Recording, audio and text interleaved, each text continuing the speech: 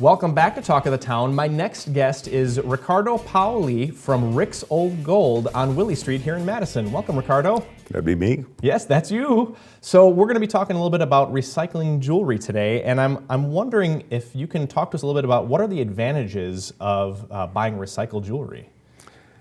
Well, what you really want to do when you're buying jewelry, you really want to try to get the most for your money, just like anything else. Right.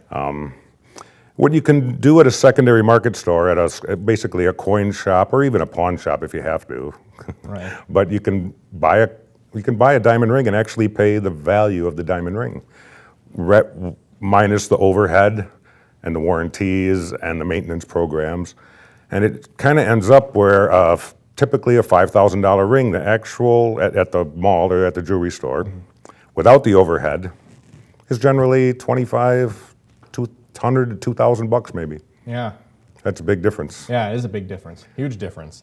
So now, how do I pick a store where I'm going to feel comfortable, I guess, coming in and it doesn't feel like I'm in a pawn shop? Well, you should actually just pick the most handsome, charming guy that's very clever that you could this actually. guy right here. Someone that you could actually trust that's been around for 25 years.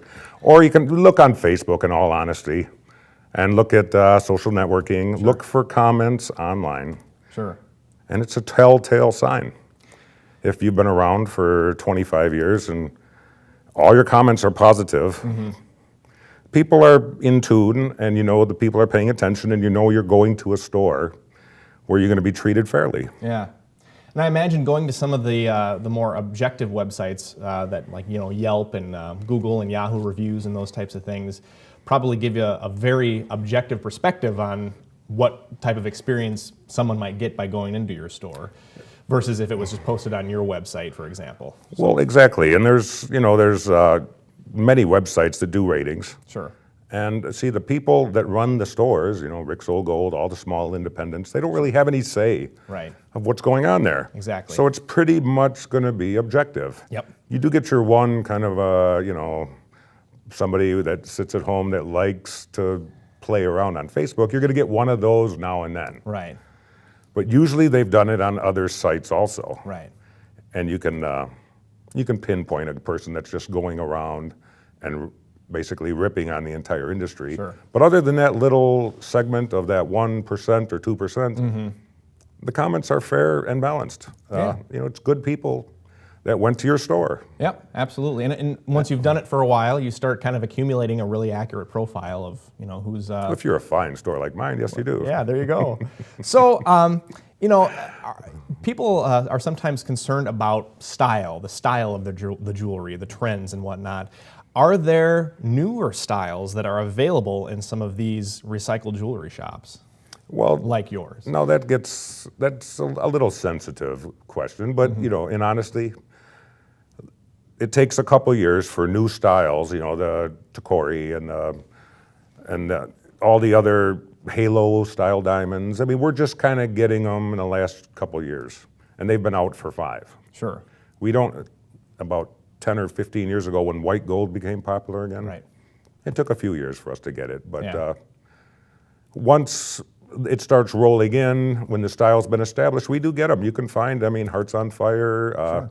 Halo style rings, some of the new designer stuff, Me and Roe, Lisa Jenks, Tacori. We do have Tiffany and Cartier, of course. Yeah. And they come in, but not immediately when they hit the market, but within a reasonable year or two. Sure.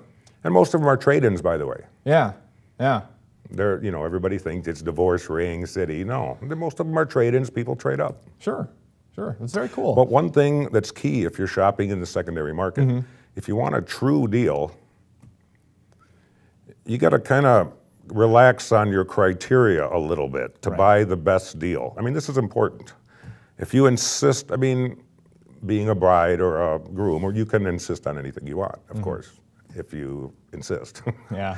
But if you can lower your standards, like instead of 15 diamonds around the edges, if you find something that's 12 diamonds, buy it. If you want a carat 20 engagement princess cut ring, if you find a carat 15 or a carat 10, sure, that's a good deal, buy it. Yeah. And I'm not talking about lowering major standards, just be a little easy, kind of roll a little bit. Sure. And you're going to get a good deal, and you're never going to lose money on that ring. Absolutely. Roll with the punches and head down Yes. to Rick's Old Gold to find a great deal. Right? And you really are never, exactly, you're never going to lose money. Even, I hate to kind of go here, but even not, you don't just have to go to Rick's. There's two other good coin shops on University Avenue and Monona Drive. Sure. They do the same, they're not as good as Rick's Old Gold, of course, but they do the same kind of stuff. Ricardo Paoli, thank you so much for joining us. We're out of time today. We're out of time. We are out of time. Gee, Justin, I was just kind of getting, We're just getting warmed up here. rolling. I know it. Well, head on down to Rick's Old Gold or check out any, but preferably Rick's Old Gold and find a good deal. We'll be right back with more Talk of the Town. We'll be finding out about some fitness tips for kids. We'll be right back.